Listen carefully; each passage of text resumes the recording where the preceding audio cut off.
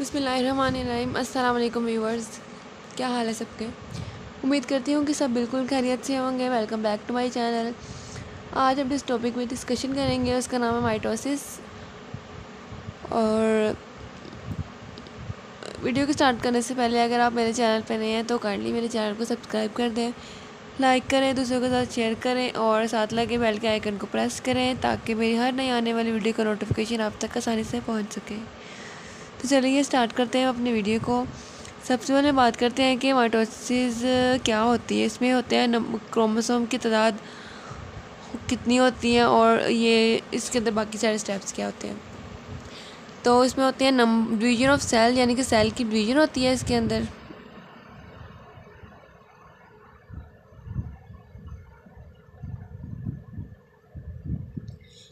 Sales की division होती है इन विच नंबर ऑफ क्रोमोसोम, जिसमें जो क्रोमोसोम के नंबर की तादाद है, number of chromosomes remain constant, यानी कि उनकी जो क्रोमोसोम की तादाद है वो कांस्टेंट रहती है, वो चेंज नहीं होती। यानी कि अगर 46 क्रोमोसोम है, यानी कि अगर एक ह्यूमन की बात करें उसके अंदर 46 क्रोमोसोम है, तो ये आगे ट्रांसफ़र हो तो 46 ही इधर आएंगे और 46 ही इधर आएंगे। लेकिन फ़र्क ये होगा कि अगर इनमें ये क्रोमोसोम है एक, और यहाँ इस तरह से क्रोमोसोम है, तो ये भी क्रोमोसोम और ये भी क्रोमोसोम, लेकिन यहाँ पे ये इस तरह से इनकी शेप है। 46 है, ये भी 46 यहाँ इस तरह से और यहाँ से आएंगे, यानी कि इसका जो एक वाला पोर्शन है, एक हिस्सा है, एक यहाँ भी आ जाएगा, 46 यहाँ भी आएंगे और 46 यहाँ पे आएंगे। इसलिए इनकी जो तादाद है वो कांस्टेंट रहती है, वो ज़्यादा या कम नहीं होती। और ये होते हैं हैप्लॉइड भी होते हैं और डिप्लॉइड भी, दोनों होते हैं, यानी कि बोथ हैप्लॉइड एंड डिप्लॉइड। ये किन होती है, ये सोमैटिक सेल में होते हैं। सोमैटिक सेल कहते हैं स्किन के सेल्स या ब्रेन के सेल्स, इन सेल्स में के अंदर होती हैं स्किन सेल्स या ब्रेन के सेल्स। अच्छा, नेक्स्ट हम बात करते हैं कि कितने फेजेस होते हैं माइटोसिस के अंदर, उसके बारे में डिस्कशन करते हैं। सबसे पहला जो इसका फेज़ है उसका नाम है प्रोफेज।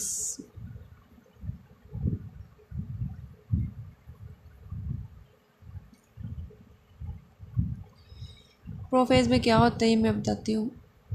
ये एक सेल है, इसके अंदर एक न्यूक्लियस और इस तरह से कुछ बने हुए हैं, और ये है क्रोमोसोम्स। ये सेल, न्यूक्लियस,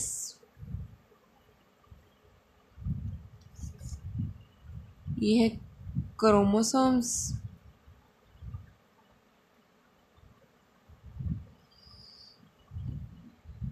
और ये इसके अंदर है इस तरह से सेंट्रोमेयर।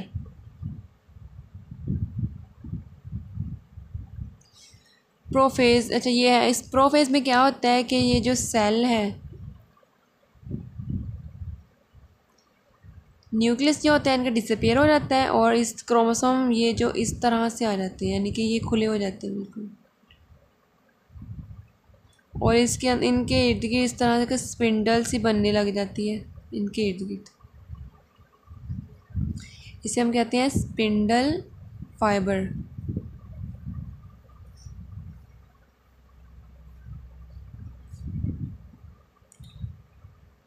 जो कि कंटेन करती है ट्यूबुलिन प्रोटीन को, विच कंटेन्स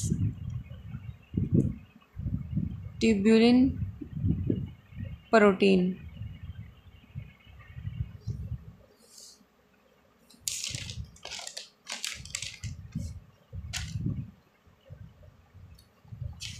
यानी कि सिंपली अगर बात करें कि प्रोफेज में क्या होता है, इसमें होता है न्यूक्लियस जो होता है डिसअपियर हो जाता है। पीछे बढ़ा था न्यूक्लियस डिसअपियर हो गया था,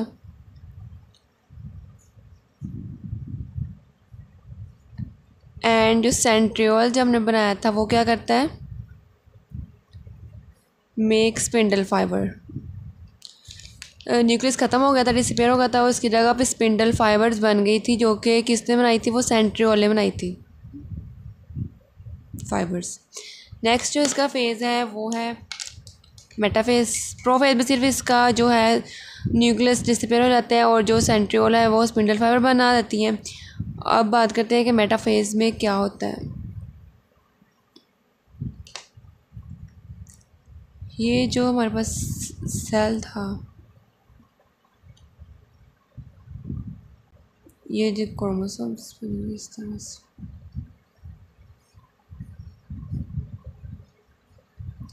ये जो वो स्पिंडल फाइबर्स बनी हुई थी,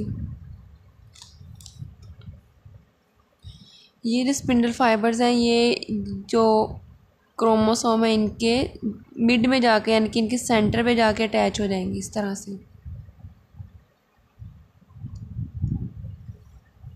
इसको हम कहते हैं काइनेटोकोर।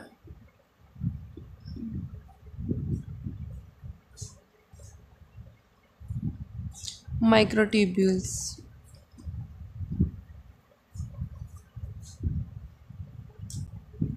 यानी कि ये जो एक क्रोमोसोम है इस तरह से, तो इस वाली जगह को हम कहते हैं सेंट्रोमेयर, और ये जो वाली जगह है इसको हम कहते हैं काइनेटोकोर। तो ये जो स्पिंडल फाइबर है वो यहाँ पे यानी कि सेंट्रोमेयर के साथ, क्रोमोसोम के मिड में जो सेंट्रोमेयर है या इसके साथ जाके अटैच होती हैं। तो मेटाफेज का बेसिकली सिर्फ काम ये है कि इस मेटाफेज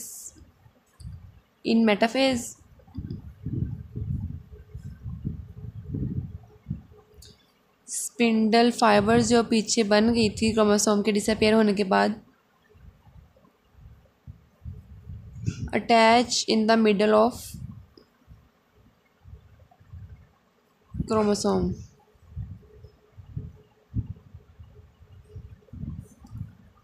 क्रोमोसोम्स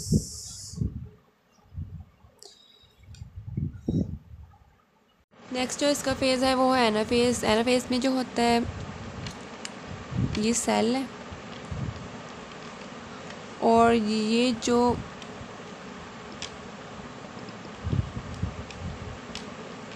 क्रोमोसोम्स इस तरह से। एनाफेज में क्या होता है कि जो पोलर माइक्रोट्यूब्यूल्स थी, यानी कि यहाँ पे ये जो माइक्रोट्यूब्यूल्स थी, इन्होंने क्या किया है कि ये लार्ज हो गई, यानी कि जो इनका साइज़ है वो बढ़ गया है, and give pressure to polar microtubules.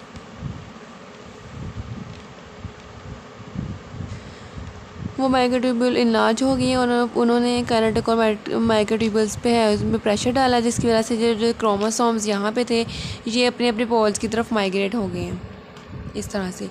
इसको हम कहते हैं एक्टिन और मायोसिन। ये प्रोटीन्स होती हैं एक्टिन मायोसिन, ये क्या होती हैं? प्रोटीन होती हैं। तो सिंपली एनाफेज में ये होता है कि जो पोलर माइक्रोट्यूब्यूल्स के इनलार्ज होने की वजह से वो प्रेशर डालती हैं काइनेटोकोर माइक्रोट्यूब्यूल्स पे, यानी इस माइक्रोट्यूब्यूल्स के ऊपर प्रेशर डालती हैं, जिसकी वजह से वो होता है कि क्रोमोसोम अपने अपने पोल्स की तरफ माइग्रेट कर जाते हैं और माइग्रेट कर जाते हैं। और लास्ट में इसका जो फेज़ है वो है, इसमें एक और काम है कि जो ये सेल है इस तरह से यानी कि हो जाता है ये माइक्रोट्यूब्यूल्स, और ये दोनों तरफ अपने एक न्यूक्लियस बना रहता है, इसके अंदर हो जाते हैं क्रोमोसोम इस तरह से आ जाती है। इसे हम कहते हैं एस्ट्रल माइक्रोट्यूब्यूल्स।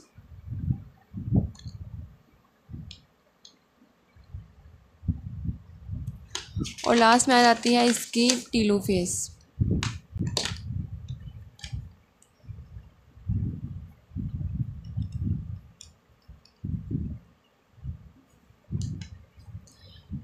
टीलोफेज में क्या कहते हैं, वो जो सेल न्यू बने वो सेपरेट हो जाते हैं, यानी कि पीछे जो बनाए थे वो सेपरेट हो गए थे और इनके अंदर न्यूक्लियस दोबारा से विजिबल होने लग गया और ये इस क्रोमोसोम बन गए। इसके अंदर जो होती हैं 3 तरह की माइक्रोट्यूब्यूल्स होती हैं। एक होती है एस्ट्रल माइक्रोट्यूब्यूल्स,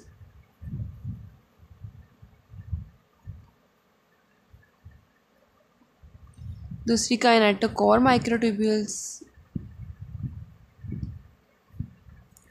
और तीसरी होती है पोलर माइक्रोट्यूब्यूल्स, इसे हम कहते हैं माइटोटिक, इन तीनों को हम कहते हैं माइटोटिक अपरेटस।